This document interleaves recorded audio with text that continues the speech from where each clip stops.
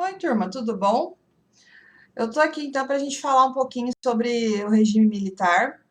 A gente tem que falar um pouquinho dos antecedentes, né? São as coisas que antecedem o golpe militar e o motivo pelo qual o golpe ocorre. E aí, como vocês podem ver na imagem, eu tenho uma caricatura dos presidentes militares, né? Que são o Costa e Silva, o Médici, o Geisel, o Figueiredo e o Castelo Branco, tá? Então, eu vou colocar para vocês aqui a situação de como ocorreu o golpe e do que aconteceu durante o regime militar que durou 20 anos, ok? Então, vamos começar falando aqui, primeiramente, do que aconteceu. Nós temos uma situação seguinte: nós temos a renúncia do Jânio Quadros, com menos de praticamente 6 meses de governo. Lembrando que o Jânio Quadros ele fazia parte do governo do PTN com o apoio da UDN, ou seja, a gente tinha ali uma situação versus Marechal Teixeira Lott, então havia uma situação bastante complicada. O João Goulart, que assumiu o governo logo depois da renúncia do Jânio Quadros, era um governista abertamente comunista. Ele está na União Soviética durante a renúncia do governo Jânio Quadros, fazendo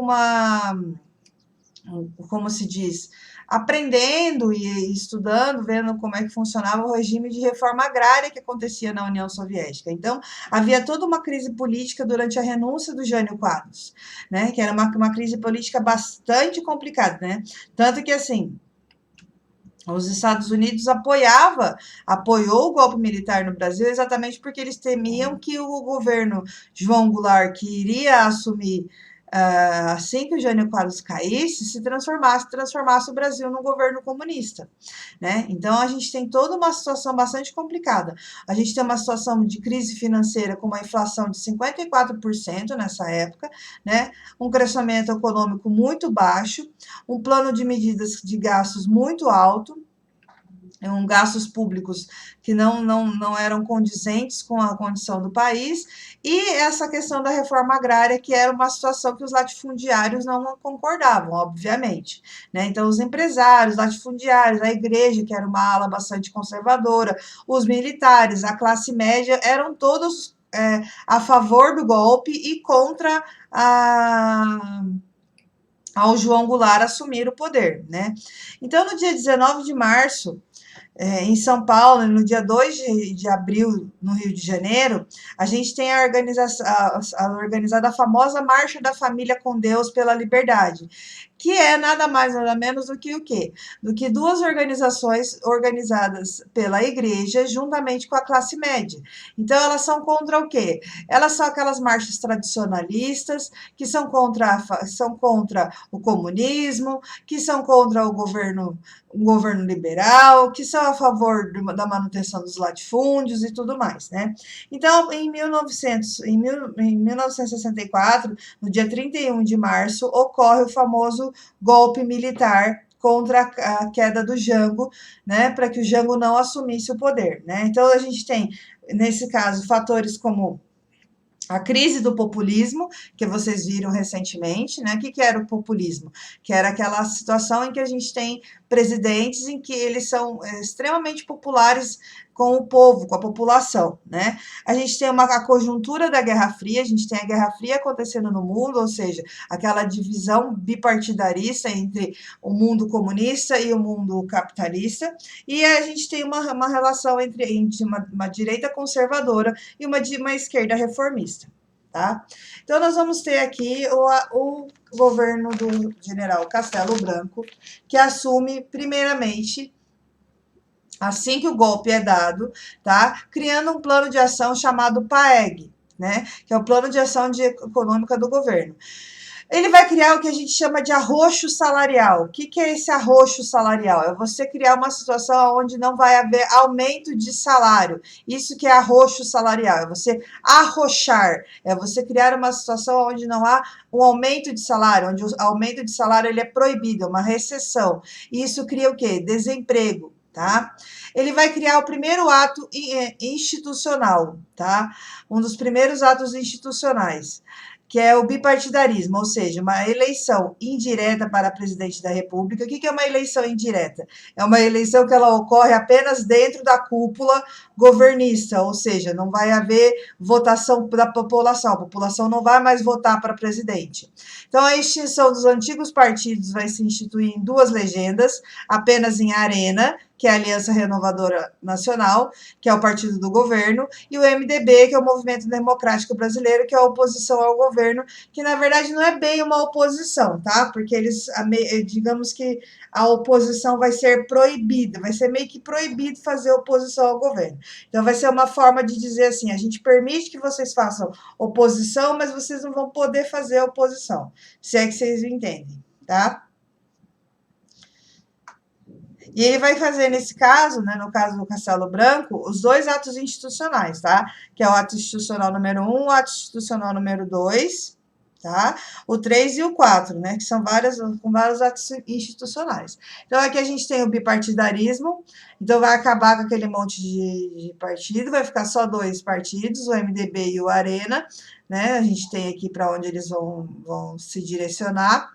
Né? Então, a gente tem aqui essa situação de partidos aqui, ó, PSDB, PTB, UDN, PSP, PDC, PTN, PTN, PST, PST, PC, PCdoB, PRP, PR, PL, PRT, tá? São partidos, são finados partidos, né? Partidos que morreram com essa junção de partidos.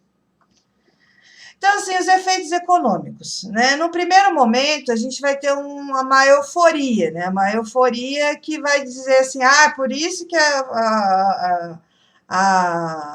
a ditadura funcionou. Porque no começo a gente tinha uma inflação de 92% anual e ela vai baixar para 25% em 68.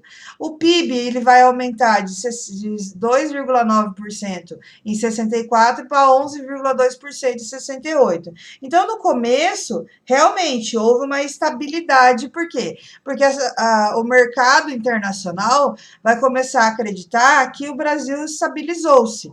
O Brasil havia entrado num estado de estabilidade, então eles podiam negociar com o Brasil de uma maneira mais confiável, tá? Mas isso é muito comum em qualquer país que passa por sistemas ditatoriais, né? Ou por qualquer tipo de mudança de governo.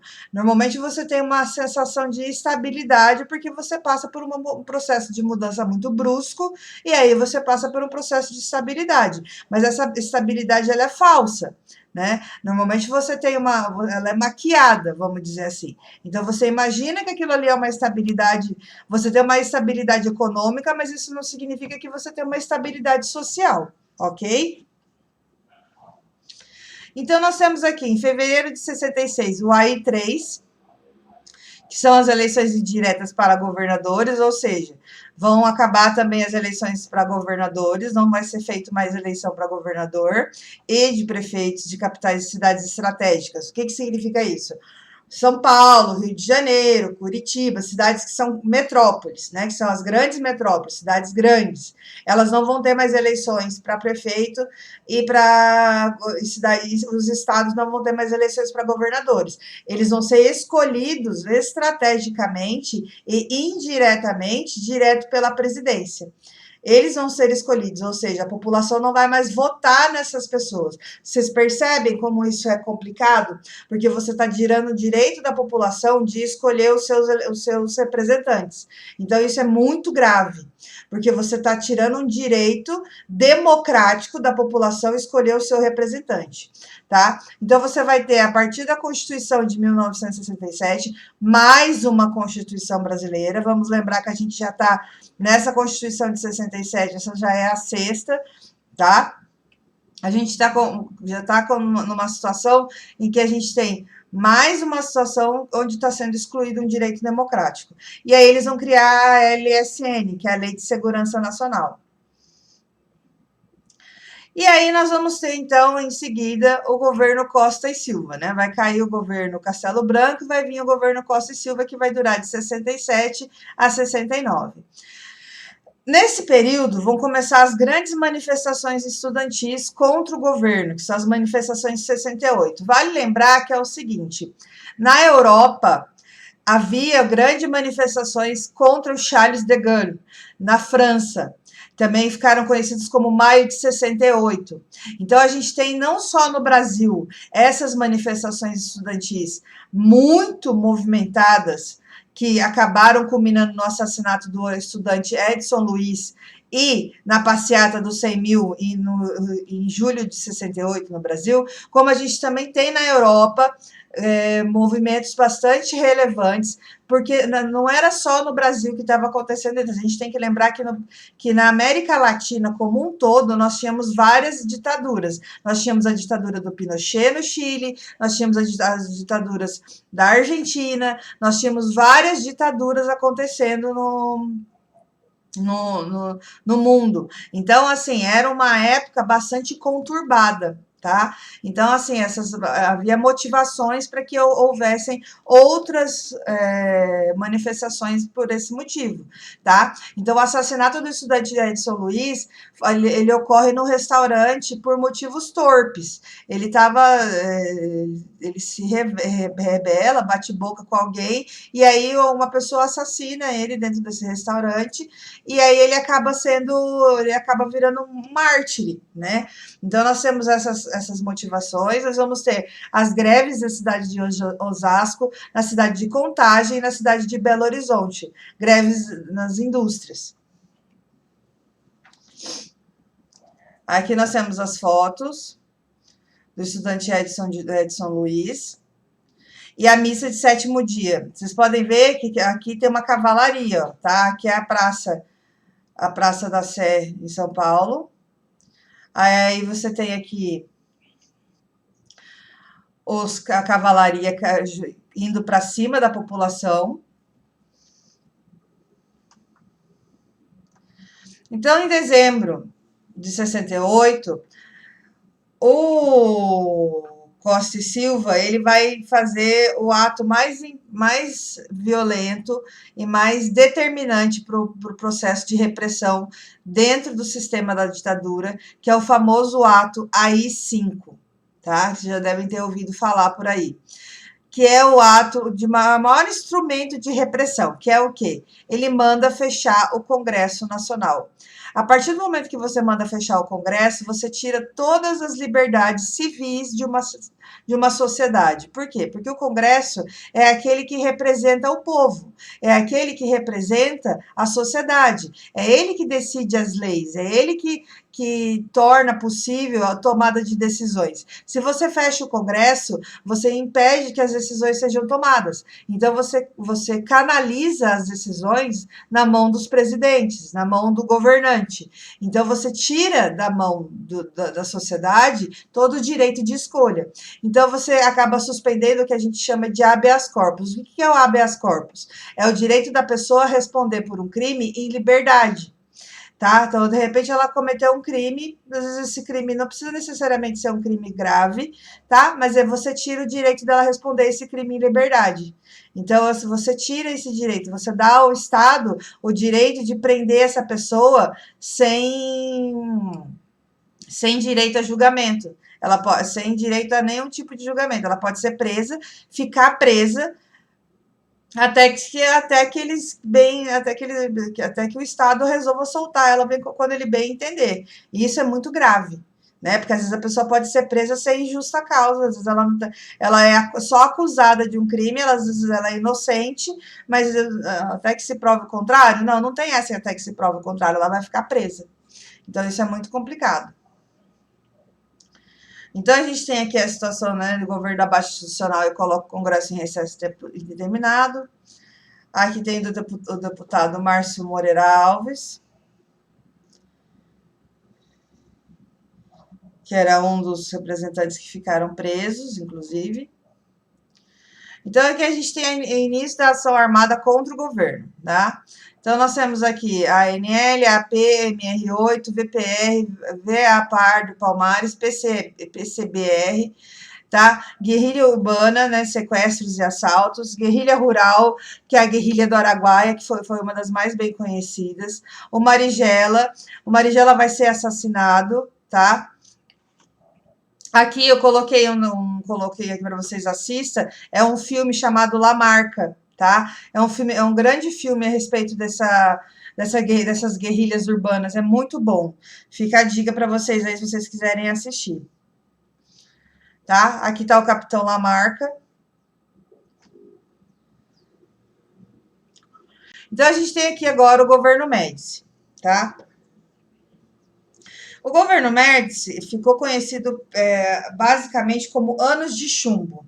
Foi um dos mais violentos, entre 69 e 74. Foi um dos períodos mais violentos, né? Foi o auge da ditadura.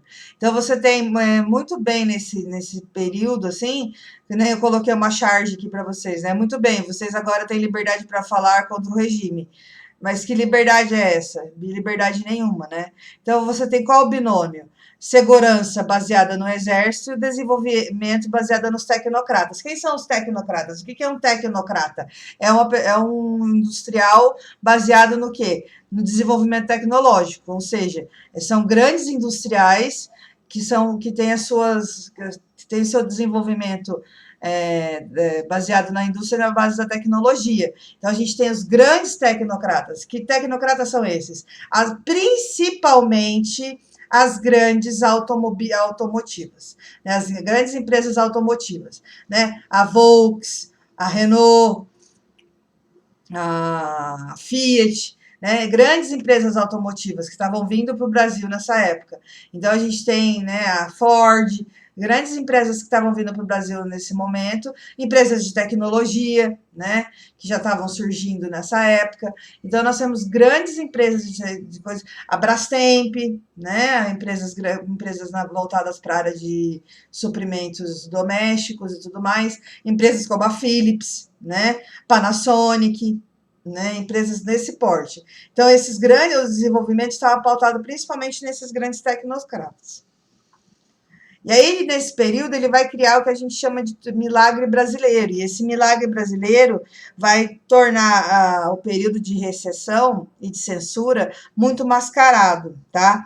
Então, essa censura, essas prisões, essas torturas, desaparecimentos, eliminação das organizações da luta armada. Ele vai criar o famoso DOPS, que é o Departamento de Ordem Política e Social, o DOI, que é o Destacamento de Operação de Informações, o CODE, que é o Centro de Operações de Defesa Interna, tá? Então, nós temos aqui uma repressão e uma eliminação de guerrilhas de esquerda. Então, tem o CNI, o DOI-CODE, o OBAN, o DOPS, tem mais alguns outros que agora eu não lembro o nome, tá? Mas aí nós vamos ter, então, o assassinato de Marighella, o famoso pau de arara, que é uma coisa que foi muito utilizada durante o período da ditadura, tá? E algumas coisas assim que vão ser vinculadas nesse período são pelo Conselho Nacional de Propaganda, são coisas coisas do tipo, tá? Só para vocês terem uma ideia. Brasil, ame ou deixe. Ninguém segura esse país. Fatores. Milagre brasileiro, tá? Então, aqui a gente tem aqui uma lista de procurados, por exemplo. Ajude a proteger sua vida e a seus familiares. Avise a polícia, que era um cartaz de procurados. Aqui é uma charge de pessoas que estavam presas. Aqui, ó, como eu falei, a popularidade da propaganda. Brasil, ame ou deixe. Ó, ninguém mais segura esse país. Aí, uma coisa que aconteceu muito fortemente nesse período foi uma valorização das conquistas esportivas no futebol e no automobilismo, tá? Então, uma associação de vitórias do Brasil com o sucesso do governo. Tem uma história da seleção brasileira de que saiu, né, uma conversa na época dessa história da seleção brasileira de que o presidente Médici tinha dito pro técnico, acho que era pro Zagallo, se eu não me engano, que se eles não ganhassem o tricampeonato da Copa do Mundo, que eles não precisavam nem voltar para o Brasil. Só para vocês terem uma noção da gravidade da coisa, entendeu? Então é uma coisa complicada, sabe? Aí aqui tem uma foto do Carlos Alberto, né? Do presidente Médici e do Zagallo. Carlos Alberto, jogador, tá? A taça Julius Rimet, aquela que foi roubada. Aqui é um filme chamado Pra Frente Brasil, que ele conta essa história do tricampeonato brasileiro. É um filme que, se vocês puderem assistir, eu recomendo bastante para quem, somente quem gosta de futebol. É bem interessante. Ele conta essa história do tricampeonato brasileiro, de que havia o medo dos jogadores de não ganhar o campeonato brasileiro e não poder voltar para o Brasil com medo de ser rechaçado do país. E aí a gente tem, então, o famoso milagre econômico, tá? Essa charge aqui é do ministro chamado Delfim Neto, tá? Eu cheguei a conhecê-lo quando eu era criança, eu lembro bem da fisionomia dele quando eu era criança. Ele aparecia bastante na televisão. E o milagre econômico se dava a partir do momento em que, assim, tudo que acontecia, havia um crescimento econômico no ano de 10%, que era uma coisa inacreditável, assim, né? Havia uma facilidade de crédito para que as pessoas comprassem coisas, né, bens de consumo duráveis. O que é bem de consumo durável? Geladeira, fogão, cama, guarda-roupa, são bens automóveis, né, bens de consumo duráveis. Né? Mas eles mantinham o arroxo salarial, ou seja, mantinha essa coisa de não mexer no salário, mas faziam grandes empréstimos.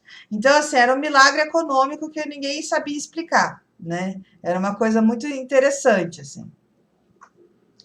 Aí, quais foram as consequências desse milagre econômico?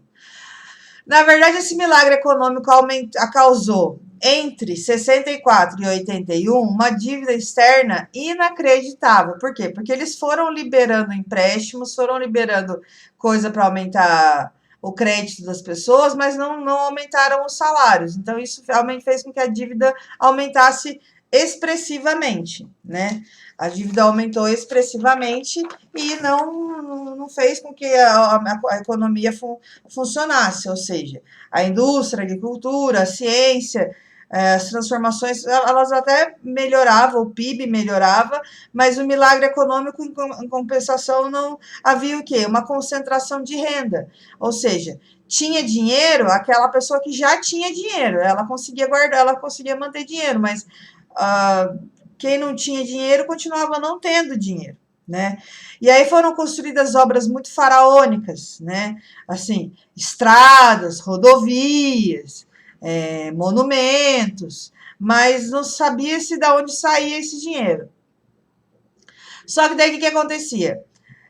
Tinha mais trabalho, mas era menos salário. Então, não tinha tanto trabalho, também não tinha tanto salário. Então, havia uma desvalorização salarial, havia uma desvalorização do dinheiro.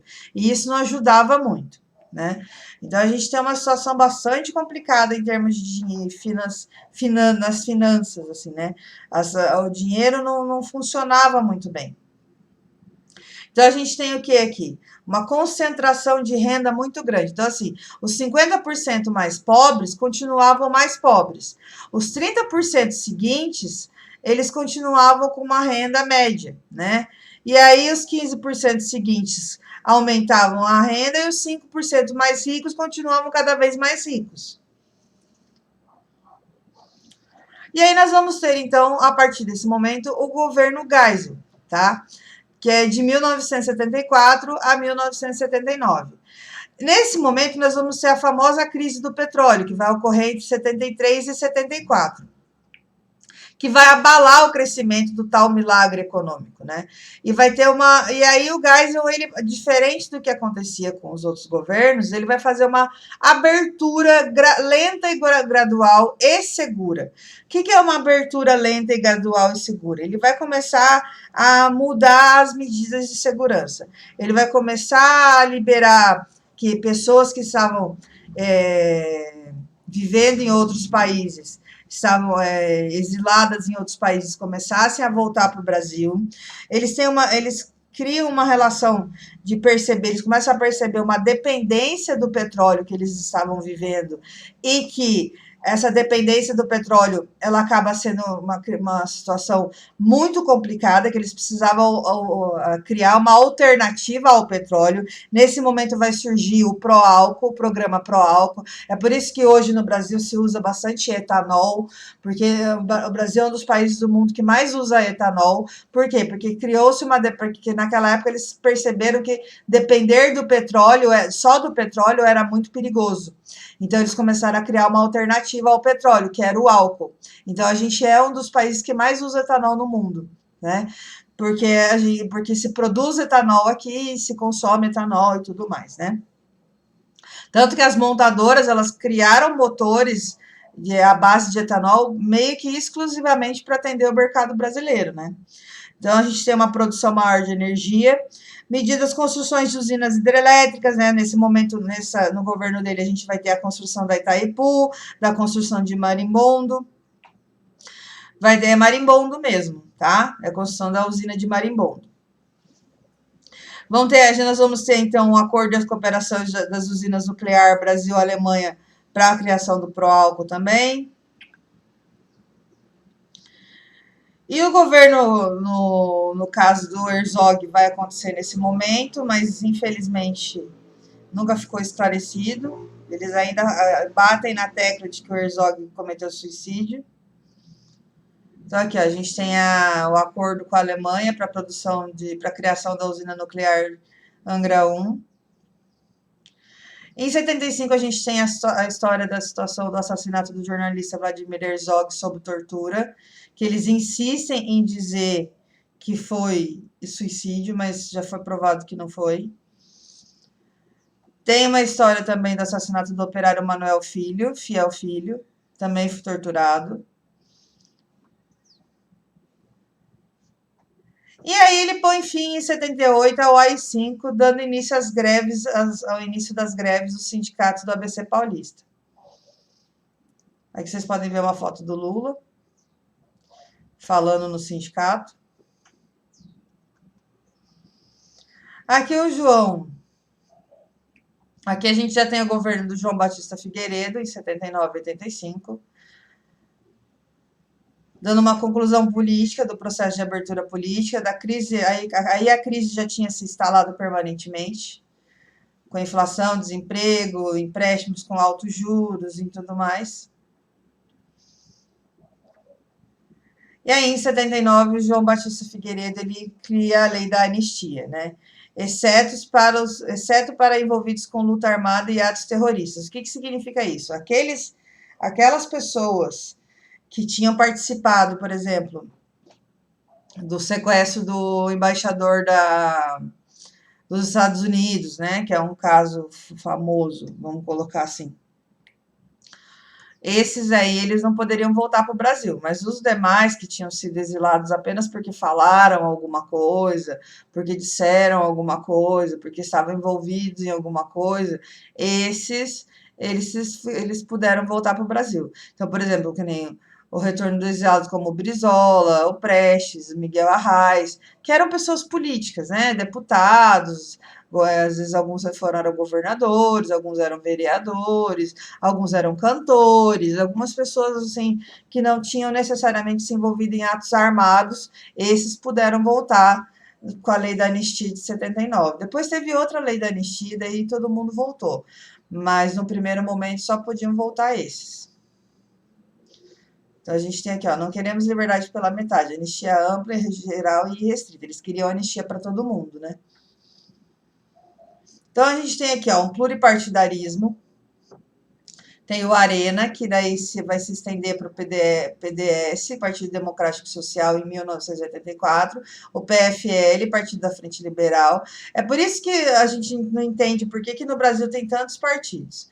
Mas a gente tem aqui, ó, Partido Popular, que era do Tancredo Neves, PMDB, Partido do Movimento Democrático Brasileiro, que era o Ulisses Guimarães, PTB, Partido Trabalhista Brasileiro, Ivete Vargas, PDT, Partido Democrático Trabalhista, Leonel Brizola, 1980, PT, Partido dos Trabalhadores, Sindicato dos Paulistas. Então, são muitos partidos que vão se disseminar a partir de 1979, com a separação, com a abertura política que vai ser dada a partir do governo do Geisel, perdão, do Figueiredo. Mas ainda assim vão continuar algumas coisas, tá? Bastante difíceis. Então, assim, nós vamos ter atentados terroristas à banca de revistas, contra a OAB, tem o atentado do Rio Centro, do dia 30 de 4 de 81. Isso vai desmoralizar bastante o governo linha dura, que vai criar esses atentados aqui, eles foram realizados pela ala da direita, pela ala, não pelas pessoas que são da esquerda e que são a favor da liberdade. Isso aqui são atentados que foram feitos pela ala da direita, ou seja, pela ala a favor da ditadura, tá? Porque por que eles cometeram esses atentados? A ideia era de dizer que eles estavam sendo contra ao fato de que as coisas estavam voltando ao normal, vamos dizer assim, tá? Então, a gente tem aqui, ó, em março de 84, a gente tem a emenda Dante de Oliveira, que era do PMDB do Mato Grosso, que ele tentava restabelecer as eleições diretas para presidente, uma mobilização nacional, uma campanha das diretas já, daí vai haver uma derrota no Congresso por 22 votos de diferença, eles ainda não conseguiram. E aí, em janeiro de 85, houve ainda eleições indiretas, ou seja, dentro do governo, para escolher o presidente. A primeira opção era o Paulo Maluf, como presidente, e o Mário Andreasa como vice. E a Aliança Democrática, que era o PMDB mais o PFL, tinha o Tancredo Neves como presidente e o José Sarney como vice. Aí quem ganhou foi o Tancredo Neves e o José Sarney. Só que aconteceu uma coisa bastante curiosa, que foi a morte do Tancredo Neves antes dele assumir o governo. Então, quem assume é o José Sarney, é o vice. Aí você fala assim, mas ele tinha morrido, não sei o que, não era o outro que assumia? Não, assumiu o vice. Aí o Sarney ficou 5 anos no governo, até 1989, quando houve a eleição para presidente e foi o Collor que assumiu o governo, tá? Mas aí a gente tem, então, aqui o funeral do José Sarney, do Tancredo Neves, perdão, e aqui tem o José Sarney. Enfim, esse é o que a gente tem. O que a gente tem que guardar desse período é que, assim, muito da liberdade política e jurídica foi tirado das pessoas nesse período, né? Então, o mais importante, o mais relevante aqui é a gente pensar que as pessoas, elas perderam direitos de votar, perderam direito de se manifestar e foram massacradas pelo simples ato de falar o que elas pensavam. Então, a gente não pode esquecer, muita gente fala da ditadura militar, e a gente fala muito da ditadura militar, a gente não pode esquecer que o que fica da ditadura militar no Brasil é o fato de que liberdades foram tiradas. As liberdades das pessoas foram tiradas. Isso é inegável. Você perdeu o direito de votar, você perdeu o direito de dizer alguma coisa, você não tem o direito de se expressar como ser humano contra uma coisa que te incomoda, é mais do que só você dizer que não gosta de alguma coisa. É você perder o direito de ser quem você é. Perdão. Então, a gente está falando de um período nebuloso da história brasileira, onde liberdades foram tiradas, onde a sociedade brasileira deixou de ter liberdade, deixou de poder votar, deixou de poder escolher os seus governantes, foi massacrada, foi oprimida, foi excluída de todas as suas vontades, tá? Então, qualquer coisa, se quiser tirar alguma dúvida, entre em contato comigo, tudo bem? E a gente fica por aqui, ok? Tchau, tchau.